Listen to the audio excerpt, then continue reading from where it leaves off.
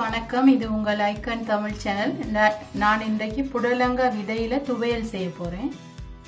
அதற்கு தேவையான பொருட்கள்: புடலங்காய் விதை, கறிவேப்பிலை, பச்சை மிளகாய், பூண்டு 1, சிறிதளவு உப்புத்தூள், தேங்காய் துருவல் சிறிதளவு.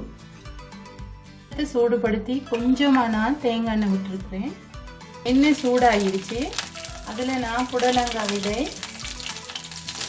கறிவேப்பிலை, பச்சை மிளகாய், பூண்டையும் நான் அதில் சேர்த்துக்கொள்கிறேன்.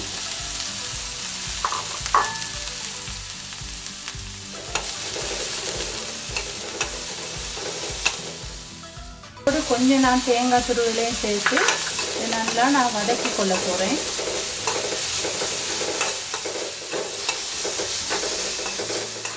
தேங்காய் விதை நல்லா வதங்கிடுச்சு. இதில் நான் சிறிதளவு உப்புத்தூளும் சிறிய அளவு புளியும் சேர்த்து இதை நான் அரைச்சி கொள்ள போகிறேன். சிறிய அளவு புளி தான் போடுறேன், கூடுதலாக புளி சேர்க்கக்கூடாது, அந்த டேஸ்ட்டே இல்லாமல் போயிடும். அதில் நான் கொஞ்சமாக உப்பு சேர்த்து கொள்கிறேன்.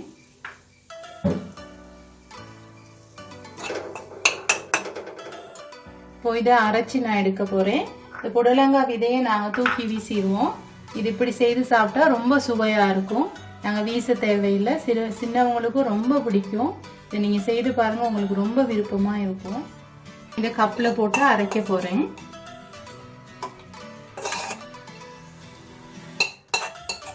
நாங்கள் கொஞ்சமாக தண்ணி சேர்த்துக்கொள்ளலாம் அரைக்கிறதுக்கு. அம்மியில் அரைக்கிறதுனா நாங்கள் தண்ணி சேர்க்கவே தேவையில்லை.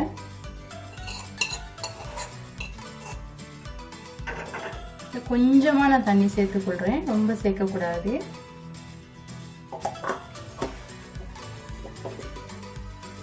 இதை அரைச்சி கொள்கிறேன்.